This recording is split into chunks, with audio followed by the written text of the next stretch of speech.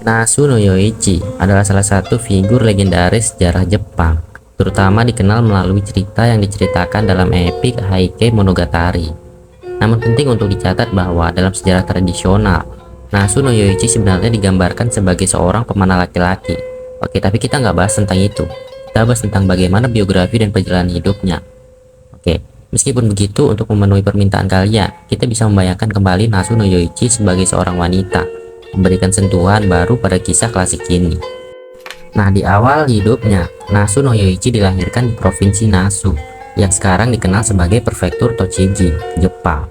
Lahir dalam keluarga samurai, Yoichi tumbuh dalam lingkungan yang penuh dengan disiplin, kehormatan, dan keterampilan bela diri.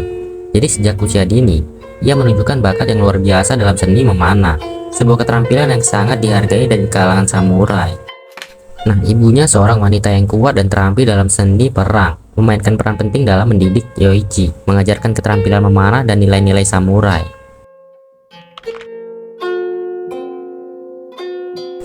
Yoichi menghabiskan tahun-tahun awal hidupnya dengan pelatihan yang keras.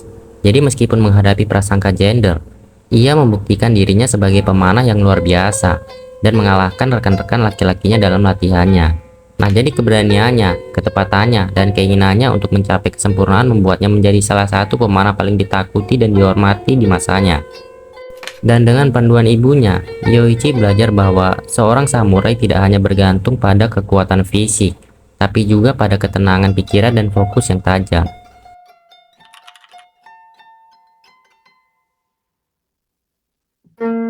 Nah, pada akhir abad ke-12, Jepang berada di tengah-tengah konflik besar yang dikenal sebagai Perang Genpei, pertempuran yang terjadi antara klan Taira dan klan Minamoto untuk menguasai Jepang. Nah, konflik ini mencerminkan perpecahan politik dan militer yang mendalam pada masyarakat Jepang pada masa itu. Nah, klan Minamoto yang menjadi sekutu Yoichi berusaha menggulingkan klan Taira yang telah menguasai kekaisaran. Dan dalam perang ini, Yoichi melihat kesempatan untuk membuktikan kemampuannya dan memperjuangkan kehormatan keluarganya. Meskipun perempuan pada umumnya tidak diharapkan untuk mengambil peran aktif dalam pertempuran, Yoichi bersikeras untuk bergabung dengan pasukan Minamoto. Nah, keberanian dan tekadnya mengesankan para komandan Minamoto, dan akhirnya diizinkan untuk bergabung dalam pasukan sebagai pemanah. Keputusan ini menandai titik balik dalam hidup Yoichi saat ia melangkah ke medan perang sebagai seorang samurai sejati.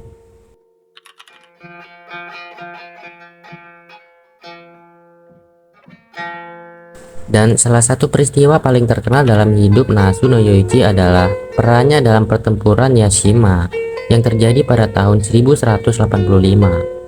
Pertempuran ini adalah salah satu konflik penting dalam perang Genpei, di mana pasukan Minamoto melawan klan Taira di lepas pantai Yashima dekat Shikoku. Pada saat itu, pasukan Taira berusaha melarikan diri dengan menggunakan kapal setelah mengalami kekalahan dalam pertempuran darat. Nah, untuk mempermalukan dan mengejek pasukan Minamoto, seorang prajurit Taira mengangkat kipas yang diangkat pada tiang kapal, mengundang pemanah Minamoto untuk mencoba menembaknya. Dan tindakan ini dimaksudkan untuk mengolok-olok dan menantang keberanian pasukan Minamoto. Para prajurit Minamoto ragu-ragu, menyadari bahwa tantangan ini hampir mustahil, mengingat jarak dan kondisi cuaca. Namun di tengah keraguan itu, Yoichi melangkah maju. Ia tahu bahwa ini adalah momen yang akan menentukan, tidak hanya untuk dirinya sendiri, tapi juga untuk moral pasukan Minamoto. Dengan ketenangan luar biasa, Yoichi menaiki kudanya dan menuju ke tepi laut. Suasana di sekitarnya tegang saat ia mengambil posisi, menarik busurnya dengan penuh percaya diri. Dengan satu gerakan yang mulus, ia melepaskan anak panahnya. Anak panah itu terbang dengan kecepatan tinggi, menembus angin dan mengontam kipas yang tepat, menjatuhkannya ke laut. Keberhasilan ini disambut dengan sorak-sorak dari pasukan Minamoto, sementara pasukan Taira terkejut dan kagum. Aksi ini tidak hanya menunjukkan keahlian Yoichi sebagai pemanah, tapi juga keberaniannya untuk bertindak di saat-saat yang paling kritis.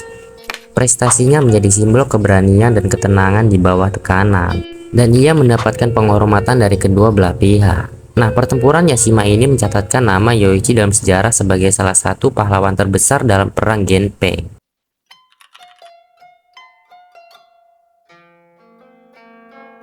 Setelah keberhasilannya di Yashima, Nasu no Yoichi mendapatkan pengakuan luas dari seluruh Jepang.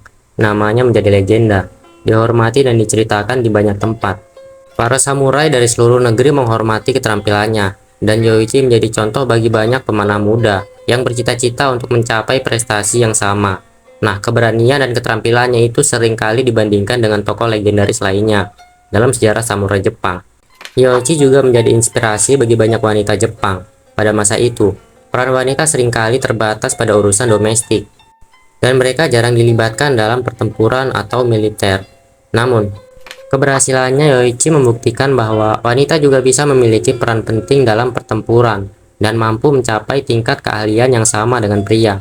Nah, dari cerita tentang keberaniannya, diceritakan dari generasi ke generasi, menginspirasi wanita untuk mengejar impian mereka, terlepas dari batas-batasan tradisional yang ada.